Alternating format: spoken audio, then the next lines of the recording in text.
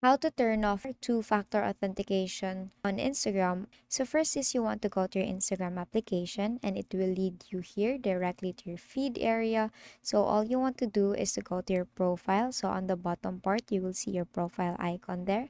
Just tap on that.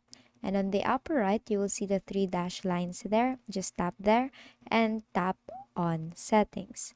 Now, here on settings, search here two-factor authentication and it will lead you here. So you will be able to see the authentication app.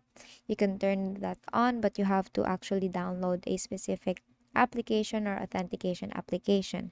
Now, you could actually turn on the WhatsApp there, or the other is your saved number via text message. So if you want to turn that off, you could just simply tap on this and tap on turn off.